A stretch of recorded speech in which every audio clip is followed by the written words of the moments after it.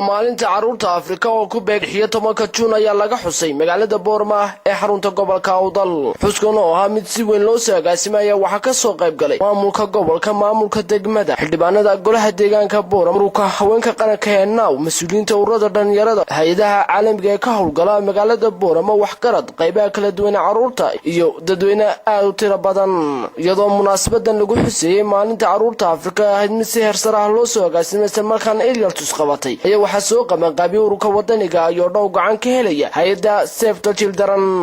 waxa halkaasi kaalay agaasimaha fulinta ururka wadaniga iyo mudane Siyaad Cumar Cali iyo madax mashaariicda ururkaasi iyo mudane Idris Faarax Muuse waxa ayna sheegeen xuska maanta taariikhiga ee maanta ku hayno oo qodobka ugu muhiimsan ee laga hadlayo maanta ay tahay in caruurtu ay xaq u leeyihiin inay helaan waxbarasho bilaash ah oo tayo leh dhammaan caruurtaasi meel kasta joogaan in la siiyo.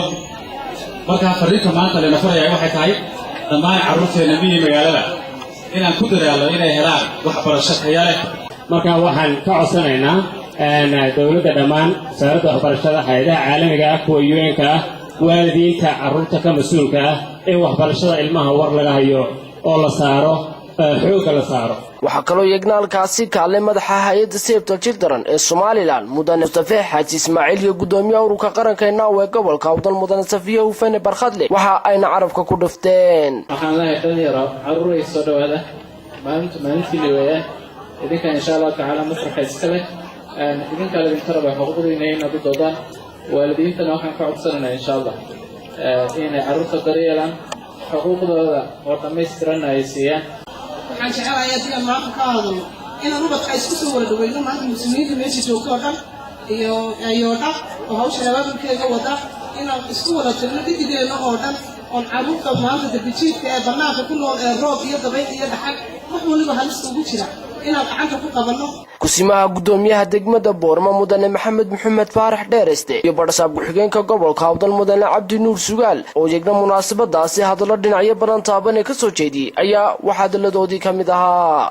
maanta waa maalin aad noogu weyn waa inaan inteenan ismaqlaysa maahee inta media naga daawanaysa maahee inta kalena aan gaarsiino oo ninka kale gaarsiiyo oo iswada gaarsiino miyiga magaalada wacyigelinta keeno.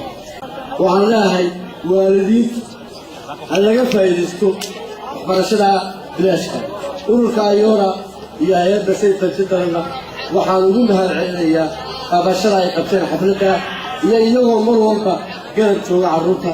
si kastaba ha ahaatee intay munaasabadan ballaadhan lagu xuseeyay Maalinta Caruurta Afrika oo sanad walba la xuso 16 Juun ayaa lagu soo bandhigay ciyaaro hidaha iyo dhaqanka oo dheereed riwaayad aad u macaan oo ka turjumaysa faa'iidada ay leedahay waxbarashadu. isla markaana sanadkan waa halku dhiga 16 Juun in caruurta baahiyaha gaarka qaba iyo caruurta kale la baro waxbarashada. balse waxa xusid mudan ururka wadaniga iyo dhow uu isagu mar walba u taagan yahay sidii dhalinyarada loo taageeri lahaa isla markaana ay u heli lahaayeen xuquuqda ay leeyihiin.